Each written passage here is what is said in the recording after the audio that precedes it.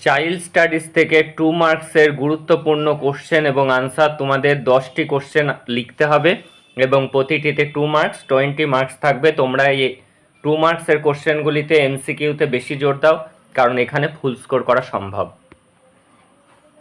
First question, জ্ঞানের নির্মিতিতে সহায়তা প্রদানের তাৎপর্য লিখুন। আধুনিক শিক্ষা ব্যবস্থায় নির্মিতিতে সহায়তা প্রদানের ক্ষেত্রে শিক্ষক শিক্ষার্থীদের সম্মুখে বিষয়টিকে আগ্রহ সঞ্চারকারী প্রজ্ঞামূলক দ্বন্দ্ব হিসাবে তুলে ধরবেন। শিক্ষক কি করবেন? শিক্ষক বিষয়টিকে আগ্রহ সঞ্চারকারী প্রজ্ঞামূলক দ্বন্দ্ব হিসাবে তুলে ধরবেন শিক্ষার্থীদের সামনে। প্রাথমিক ধারণাকে কেন্দ্র করে বস্তুটিকে সংগঠিত করতে হবে। শিক্ষার্থীদের যথেষ্ট সময় দিতে হবে যাতে তারা সমস্যাটিকে পুঙ্খানুপুঙ্খভাবে বুঝতে পারে এবং সমস্যার গভীরে প্রবেশ করতে পারে। দেখে নেব পরের কোশ্চেনটি। শিখনে পরিণমনের গুরুত্ব উল্লেখ করুন। শিখনে পরিণমনের গুরুত্ব কি? পরিণমন শিখনের একটি গুরুত্বপূর্ণ উপাদান। প্রতিটি বিষয় শিখনে নির্দিষ্ট পরিমাণে পরিণমনের প্রয়োজন। বিভিন্ন সমীক্ষায় দেখা গেছে যে উপযুক্ত পরিণমনের পূর্বে পরিণমন যখনও হয়নি সঠিকভাবে, শিখন অনুশীলন প্রত্যাশিতভাবে কার্যকরী হয় না। যে যোগ বিয়োগ গুণ ভাগ শেখেনি, তার ততটা পরিণমন হয়নি, তাকে যদি সরল অঙ্ক দেওয়া যায় সে কিন্তু পারবে না। যার ফলে একদিকে যেমন শিক্ষার্থী তিরস্কৃত হয়, অন্যদিকে তেমনি শিক্ষক এবং শিক্ষার্থী উভয়ই হতাশাজনক ফিডব্যাক পায়। দেখে নেব পরের কোশ্চেন। মনোযোগের পরিসর বলতে কি বোঝায়? মুহূর্ত মাত্র দেখে বা শুনে একসঙ্গে কতগুলি অক্ষর বা সংখ্যার প্রতি ব্যক্তি মনোযোগ দিতে পারে তাকে মনোযোগের পরিসর বলে। ট্যাচিস্টোস্কোপ নামক যন্ত্রের সাহায্যে মনোযোগের পরিসর পরিমাপ করা যায়। যন্ত্রটির নাম মনে রাখবে, কারণ এটি কিন্তু এমসিকিউতে ইম্পর্টেন্ট। শিশুকেন্দ্রিক শিক্ষার কৌশল বলতে আপনি কি বোঝেন? শিশুর বুদ্ধি, আগ্রহ, অনুভূতি, তার চলন ক্ষমতার প্রতি নজর রেখে শিখন পরিবেশ গড়ে তোলা এবং শিশু যাতে তার ইচ্ছানুযায়ী সেই পরিবেশের সঙ্গে মিথস্ক্রিয়া করে শিখতে এবং অভিজ্ঞতা অর্জন করে তাকেই শিশুকেন্দ্রিক শিক্ষণ কৌশল বলে। যেমন কিন্ডারগার্টেন, মন্তেসরি শিক্ষা কৌশল। তাহলে কি? শিশুর বুদ্ধি, আগ্রহ, অনুভূতি, তার চলন ক্ষমতার প্রতি নজর রেখে শিখন পরিবেশ গড়ে তোলা এবং শিশু যাতে তার ইচ্ছা অনুযায়ী সেই পরিবেশের সঙ্গে মিথস্ক্রিয়া করে শিখতে এবং অভিজ্ঞতা অর্জন করে তাকেই কিন্তু শিশুকেন্দ্রিক শিক্ষণ কৌশল বলে, যেমন কিন্ডারগার্টেন এবং মন্তেসরি শিক্ষণ কৌশল। দেখে নেব পরের কোশ্চেন। দীর্ঘস্থায়ী স্মৃতি কাকে বলে? যখন অধীত বিষয় এবং পূর্ব অভিজ্ঞতার দীর্ঘ সময়ব্যাপী মস্তিষ্কে সঞ্চিত থাকে তখন তাকে দীর্ঘস্থায়ী স্মৃতি বলে। অর্থাৎ যে বিষয়টি আমি পড়েছি বা আমার অতীতের জ্ঞান যখন দীর্ঘ সময় মস্তিষ্কে সঞ্চিত থাকে তাকেই কিন্তু দীর্ঘস্থায়ী স্মৃতি বলে। শব্দ, অর্থ, ধারণা, ক্ষমতা ইত্যাদি দীর্ঘস্থায়ী স্মৃতির অন্তর্ভুক্ত। গভীর এবং অগভীর কৌশলের সাহায্যেই দীর্ঘস্থায়ী স্মৃতি কার্যকারী হয়। ভাষা ও বাচনের মধ্যে দুটি পার্থক্য লিখুন। দেখে নেব পার্থক্য দুটি। প্রতীক রূপে ব্যবহৃত যোগাযোগের অন্যতম মাধ্যম হলো ভাষা। অপরদিকে ভাষা ব্যবহারের ক্ষমতাকে বলে বাচন। প্রতীক রূপে ব্যবহৃত যোগাযোগের অন্যতম মাধ্যম হলো ভাষা। অপরদিকে ভাষা কিভাবে আমরা ব্যবহার করব তার দক্ষতা বা ক্ষমতাকে কিন্তু বাচন বলে। নির্দিষ্ট বয়সে ভাষা বোঝার ক্ষমতা বাচন বা ভাষা ব্যবহারের ক্ষমতা থেকে অধিক হয়। অর্থাৎ শিশু একটি নির্দিষ্ট বয়সে ভাষা যতটা বোঝে, কিন্তু বাচন বা ভাষা ব্যবহার করতে কিন্তু অতটা সে পারে না। ছোট্ট শিশু কিন্তু সুন্দরভাবে সে রিসাইটেশন করতে অতটা সক্ষম হয় না যতক্ষণ না তার সেই রকম পরিণমন ঘটছে। দেখে নেব পরের কোশ্চেন। প্রাথমিক স্তরে শিশুদের প্রক্ষোভ বিকাশের দুটি বৈশিষ্ট্য লিখুন। এই স্তরের শিশুরা চিন্তা ভাবনা মুক্ত হয় এবং তাদের মধ্যে আনন্দ উচ্ছলতা যথেষ্ট পরিমাণে পরিলক্ষিত হয়। শিশুরা সমাজ পরিস্থিতি অনুযায়ী আবেগ নিয়ন্ত্রণ করতে পারে। দেখে নেব পরের কোশ্চেন, খুব গুরুত্বপূর্ণ কোশ্চেন, বাবলিং। প্রায় 4 মাস বয়সের শিশু আধো আধো স্বর উচ্চারণ করে, একেই বাবলিং বলে। এই অবস্থা প্রায় 1 বছর থাকে। এই বাবলিং বাইরের কোনো শব্দের দ্বারা নিয়ন্ত্রিত হয় না, তার বা শিশু আপন মনে যা বলে সেটি বাবলিং। হয়তো বলেই যাচ্ছে বাব্বা বাব্বা, এটাই কিন্তু বাবলিং। বাবলিং এর কারণ সম্ভবত জৈবিক পরিণামন। চলে যাচ্ছি পরের কোশ্চেনে। ক্রীড়ার দুটি বৈশিষ্ট্য, অর্থাৎ খেলাধুলোর দুটি বৈশিষ্ট্য। খেলা শিশুর স্বতঃস্ফূর্ত আচরণ। শিশু কিন্তু জন্মের পর থেকে একা একা খেলা করে। খেলার জন্য তাকে অনুরোধ, উপরোধ বা শাস্তির ভয় দেখাতে হয় না যে খেয়াল না হলে বকবো, এরকম কিন্তু নয়। সে এমনি আপন মনে খেলে, এটি তার স্বতঃস্ফূর্ত আচরণ। প্রতিটি খেলার বিশেষ কিছু নিয়ম আছে, প্রতিটি শিশুই স্বতঃস্ফূর্তভাবে মেনে চলে। তাই খেলার মধ্যেই দিয়েই স্বতঃস্ফূর্ত শৃঙ্খলার বিকাশ ঘটে। দেখে নেব পরের কোশ্চেন। বহু ভাষাভাষী শ্রেণীকক্ষ বলতে আপনি কি বোঝেন? বহু ভাষাভাষী শ্রেণীকক্ষ বলতে বোঝায় যে শ্রেণীকক্ষে একাধিক ভাষাভাষীর শিক্ষার্থী পঠন পাঠন করে। প্রাথমিক স্তরে এই ধরনের শ্রেণীকক্ষ হলো সিবিএসসি, আইসিএসসি শ্রেণীকক্ষ। এখানে কি কারণ? এখানে প্রায় সব ভাষাভাষীর শিক্ষার্থীরাই শিক্ষা গ্রহণ করে। মাল্টিলিঙ্গুয়াল ক্লাস হলো সেই ধরনের ক্লাস যেখানে বিভিন্ন ভাষাভাষীর শিশুরা একসাথে পড়ে।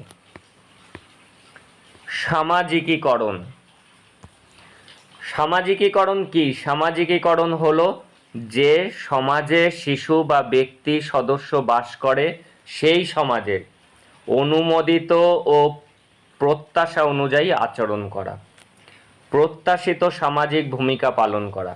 সমাজে একটা নিয়ম থাকে, সেই নিয়ম মেনে চলা, সামাজিক ভূমিকা পালন করা, সমাজের উন্নতিতে ভূমিকা পালন করা, সামাজিক দৃষ্টিভঙ্গির সুষ্ঠু বিকাশ, এইগুলি কিন্তু সামাজিকীকরণ। সমাজে থাকতে গেলে সমাজের নিয়ম কানুন প্রত্যাশা মতো সেই আচরণ করা। দেখে নেব পরের কোশ্চেন। বিকাশের সন্নিহিত অঞ্চল বলতে কি বোঝেন? বিকাশের সন্নিহিত অঞ্চল লিও ভাইগস্কির একটি ধারণা, যার অর্থ হলো এমন একটি সীমা যেখানে শিশু অপরের সাহায্য ছাড়াই নিজে সমস্যা সমাধান করতে সক্ষম হয়।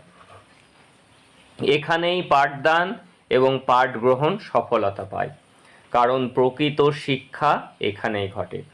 তাহলে এটি কি? বিকাশের সন্নিহিত অঞ্চল হলো লিও ভাইগস্কির একটি ধারণা, এমন একটি সীমা যেখানে শিশু কারোর সাহায্য ছাড়া নিজেই সমস্যা সমাধানে সক্ষম হয়।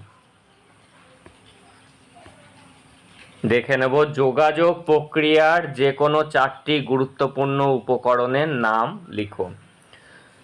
1. অন্যদের শোনা, পর্যবেক্ষণ করা এবং তাদের বক্তব্য অনুধাবন করা। এমনভাবে বলা বা অনুভূতি প্রকাশ করা যা অন্যরা সহজেই বুঝতে পারে। এমন ভাষা ব্যবহার করা যা অন্যদের বোধগম্য হয়।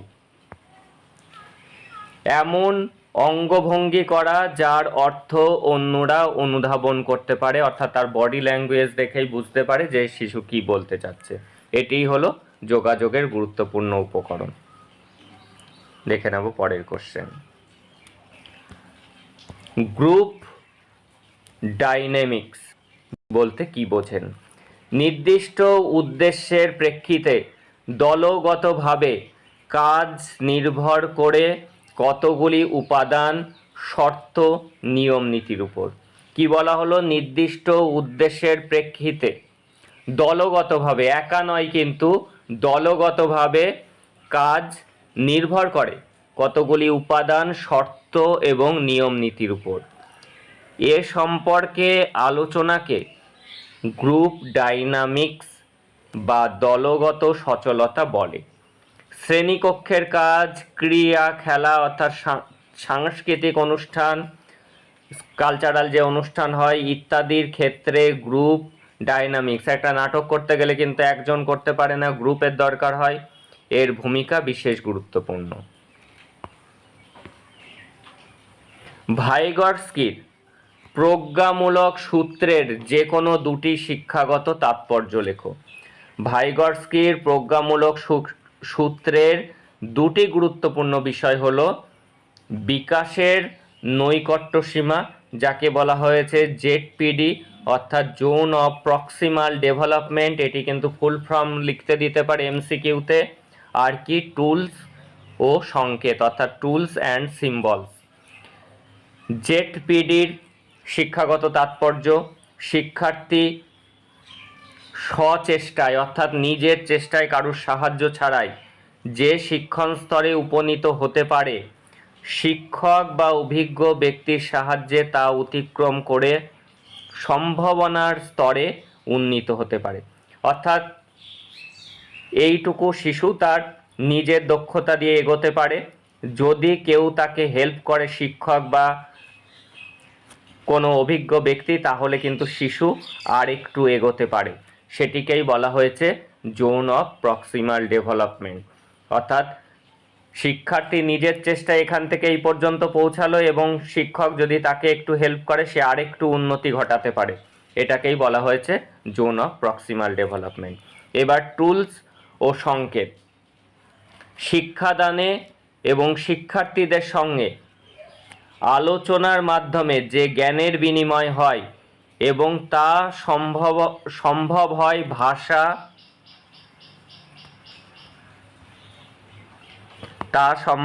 ভাষা ও সংকেতের সাহায্যে।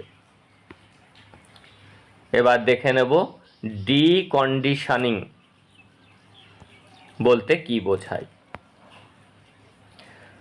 কোনো স্বাভাবিক প্রতিক্রিয়া কৃত্রিম উদ্দীপকের প্রভাবে অনুবর্তিত হওয়ার পর বিভিন্ন কারণে অনুবর্তন লোপ পেতে পারে। কি বলা হলো? কোনো স্বাভাবিক প্রতিক্রিয়া কৃত্রিম উদ্দীপকের প্রভাবে অনুবর্তিত হওয়ার পর কোনো কারণে সেই অনুবর্তন লোপ পেতে পারে। একেই বলা হয় অপানুবর্তন। প্যাভলভের পরীক্ষায় ঘণ্টার ধ্বনি অনুবর্তিত উদ্দীপক। অর্থাৎ প্যাভলভ যে পরীক্ষা করেছিলেন, খাবার দিয়ে, ঘণ্টার ধ্বনি দিয়ে কুকুরকে খাবার দেওয়া হচ্ছিল, এরকম কয়েকদিন দেওয়ার পরে ঘণ্টার ধ্বনি শুনলে কুকুরের লালা ক্ষরণ হচ্ছিল, অর্থাৎ কুকুর ভাবছিল এবার সে খাবার পাবে। কিন্তু যদি দেখা যায় কয়েকদিন ধরে ঘণ্টার ধ্বনি দেওয়া হলো কিন্তু খাবার দেওয়া হলো না, তাহলে কিন্তু আবার সে যে অনুবর্তন হচ্ছিল সেটি লোপ পাবে এবং তাকেই বলে অপানুবর্তন। ফলে কয়েকবার ঘণ্টার ধ্বনি হওয়ার পর যদি খাদ্য না দেওয়া হয়, সেক্ষেত্রে ঘণ্টার ধ্বনি লালা নিঃসরণে সমর্থ হবে না। এটিই হলো, এখানে স্পেলিং মিস্টেক আছে, অপানুবর্তনের উদাহরণ। চলে যাচ্ছি পরের কোশ্চেন।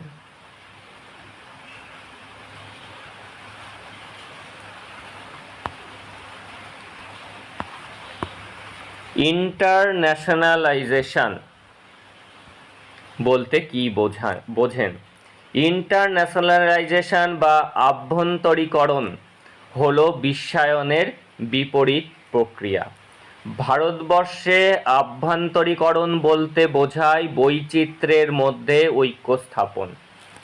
ভৌগোলিক পার্থক্য, ধর্মীয়, সাংস্কৃতিক এর ভাষাগত পার্থক্য, এটা এবং হবে, এবং ভাষাগত পার্থক্য সত্ত্বেও এটি কিন্তু এবং সত্ত্বেও আমরা সকলেই ভারতবাসী, এই মানসিকতা গঠন করাকেই আভ্যন্তরীকরণ বলে।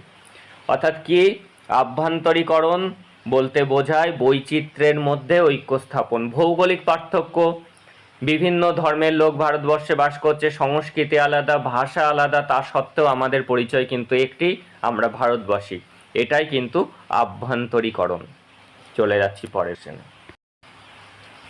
এরিকসনের মনোসামাজিক বিকাশ সূত্রের ভিত্তিতে জেনারেটিভিটি বলতে কি বোঝায়?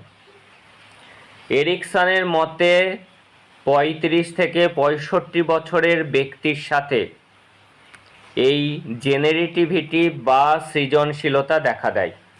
এই স্তরের ব্যক্তিদের মধ্যে অপরের মঙ্গল কামনা এবং পরবর্তী প্রজন্মের শিশুদের উপর সামাজিক মূল্যবোধ হস্তান্তর করা তাদের দায়িত্ব বলে তারা মনে করে থাকে। একেই বলে জেনারেটিভিটি।